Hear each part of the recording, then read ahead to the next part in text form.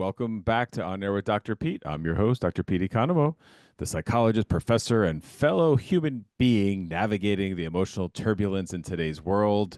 Today's headlines are scary, from the war and political unrest and economic instability and climate fear and just the fact of how polarized we are. Today, I wanted to bring to you a special episode on how to protect our minds and bodies in a world that often feels unsafe and unpredictable.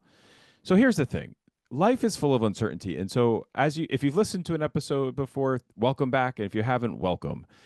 As a Zen practitioner, psychologist, uncertainty is one of the first things that we learn in the practice of Zen and Buddhism.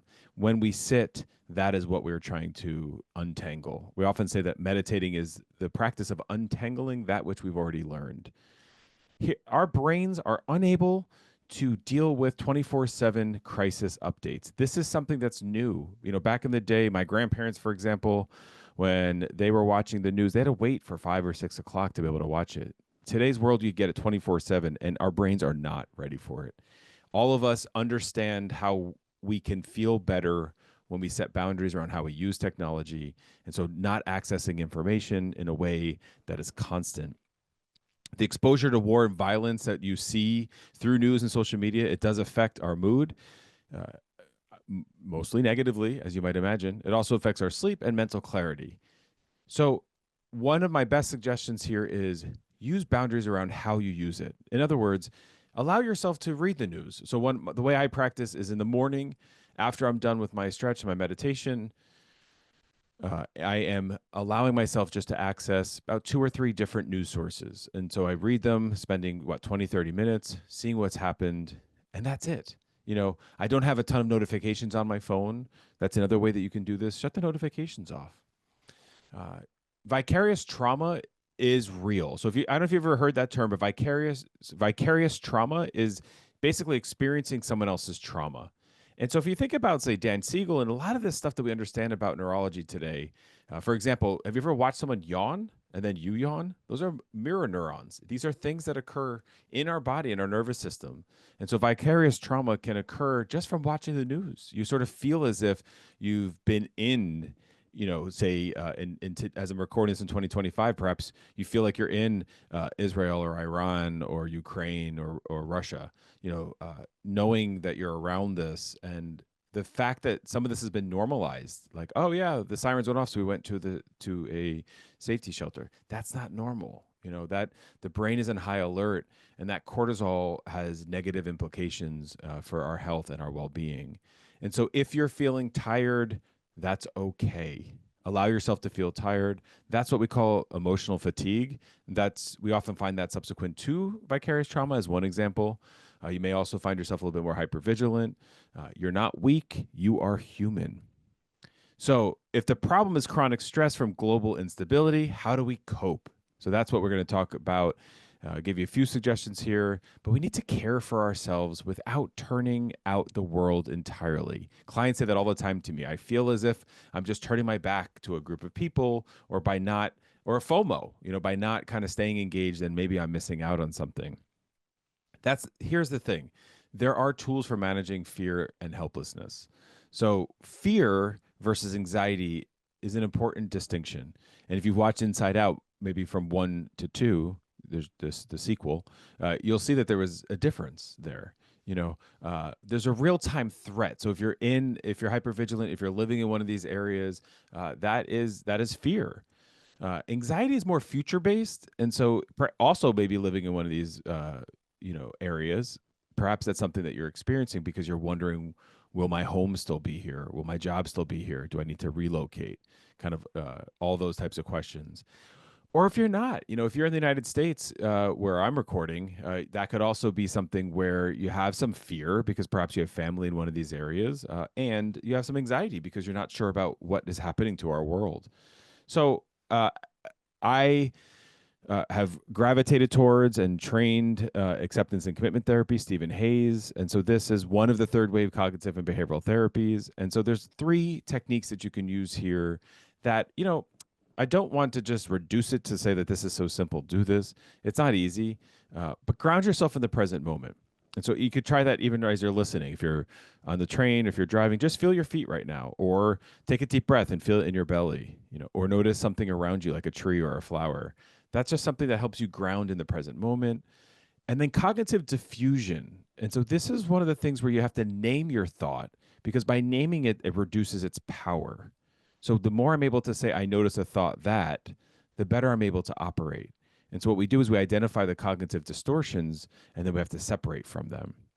And then clarifying your values in the face of uncertainty. Many times we're living as if tomorrow is guaranteed, and it's not. And I know that that might sound scary and kind of add, and this is supposed to be an episode to make you feel good. But the bottom line is when you clarify your values, you're living fully in this moment. And so you're not waiting for another moment to try and do something that you've been waiting to do.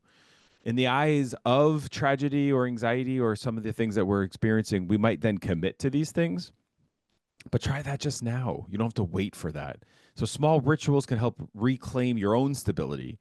That can start with like a morning routine, unplugging from the doom scrolling. I actually the other day called it a scroll hole. So you heard it here first, because I was with the team and we were laughing because I meant to say doom scrolling, but I called it a scroll hole, and everyone of course knew what I meant. But we're trying to identify when we get stuck in the screen. You want to engage your senses. So if you're walking the dog, feel everything when you're walking the dog. So Viktor Frankl quote said, between stimulus and response, there is a space. In that space is our power to choose our response. And that's what we do in third week cognitive and behavioral therapy. You can observe, diffuse, and choose how you respond. That's the only thing that we have faculty over, is our choice about how we behave. So another thing you'll always hear me talk about is mindfulness and boundary setting. Those are two of my favorite things, to be honest. And so mindfulness is doing what you do on purpose in the present moment and without judgment. I borrowed that definition from John Kabat-Zinn, and that might not make total sense. And let me give you this example. If you're making dinner while you're listening to this podcast, just make dinner. Maybe to shut the podcast off, actually, which means peel the potatoes. Notice the potato, where it came from. They grow underground. Did you know that? Peeling the skin, putting them into the water, where the water come from, and just doing that in the moment. Maybe feeling your feet every so often, because you're likely thinking about who you have to make this for, an argument that you had earlier in the day with somebody that's close to you. So how do you just let go of anxiety about the future and holding on to the past? You just have to be in the present moment. So focused breathing is another mindfulness practice, where maybe you do that in the morning or in the evening, setting apart a time that you can do that in a very intentional way. So if you're walking the dog, that may not actually be the intention, but if you make the intention of walking the dog mindfully, then you can do it. What I write about my book is, if I'm walking to the ATM, that's not mindful then, because I'm doing this to get to the ATM. Another grounding technique is 5, 4, 3, 2, 1. So noticing 5 things that you see, feel, and hear, then 4 things, then 3 things, then 2 things. Engaging your senses. And if you don't want to do one of the senses, like see or feel or hear, you can just choose whichever sense you want to do. There's no right or wrong way to do these things. Find what works for you. And of course, gentle movement.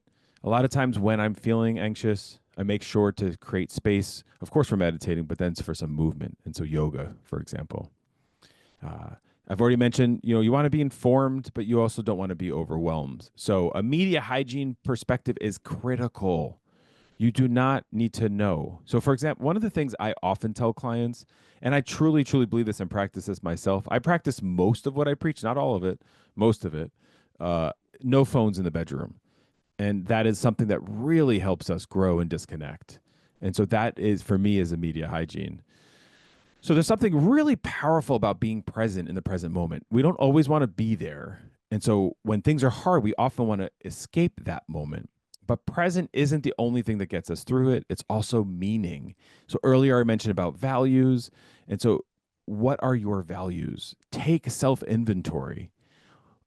There's just things, if I'm a teacher, in today's world, it's really hard to be a teacher, than it once was. Both, safety issues at schools, curriculum issues that have been politicized, parental issues, children have changed, their brains have changed. And so there's lots of things that make life more difficult today. And so if you've listened, I don't want to villainize social media or the technology. And with boundaries, we want to ensure that we have that. So if I'm a teacher, I want to reconnect with my values. Is it about helping children develop and grow? Is it about my community that I've created with fellow teachers? Is it about developing curricula so that I can, empower the future generations? That is possible with whatever you're doing. So whether you're a teacher, a janitor, or a CEO, really it does not matter what is your value. Perhaps it's just putting food on the table. That's your value. Being able to support your children and your family. A lot of this helps towards post-traumatic growth. And this is a term that's new. Like when I was in grad school, that wasn't something that we talked about, but it's just say like very relevant in sport. Whenever we face adversity, we grow at the end. And so that is so critical that it helps us deepen purpose. And so if you think about it, like who's even listening to this episode right now, what anchors you, and reconnect to all of that, because you want to really understand that this moment will pass. And I know that might sound annoying. You may have already clicked off because you heard that. And it's true. And I'm okay either way, if you stay listening or if you click off. Every moment passes. It does get better, and things will come and go. And that is mindful and present moment living, challenging yet powerful. So you want to think about other ways that you can, you know, connect with your community. That's another technique that you can do there. You don't have to do this alone. You want to really, check in with others too. And the key with checking with others is listen to what they're saying. A lot of times people are just trying to say what they're saying, and we've become parrots. So can you slow down and actually listen and try to learn a little bit? So if you're overwhelmed, you're anxious, and you're hopeless at times, you are not alone, and you're also not broken. These are really common responses to these challenging times. But remember that your mind is a place that you can come home to. You can choose peace or you can choose chaos. And in today's world, chaos is way easier. I will say that. Uh, I've always said it's a lot more work to feel good than it is to not feel so good. And so trying to choose peace. So you might start today by journaling, maybe some meditative practices. Therapy could be an option, or just talking with somebody that you love. Have a group together where maybe you just have some time to share about what's going on and write some reflections about this. But I also encourage you, the listeners, to share with me what you're going through. What is it that you would like us to talk about on this? And so, this summer, trying to bring you some topics along that route, and of course, staying to strength, resilience in the face of adversity, and improving our overall well-being. So, as always, thank you for being here, for tuning in every week. Your support is instrumental in keeping this podcast going, and I look forward to bringing you new content in the weeks to come. Please like, follow, and share. Everything's at officialdrpete.com, and I'll see you back here next week. Until then, spread a little kindness and stay well.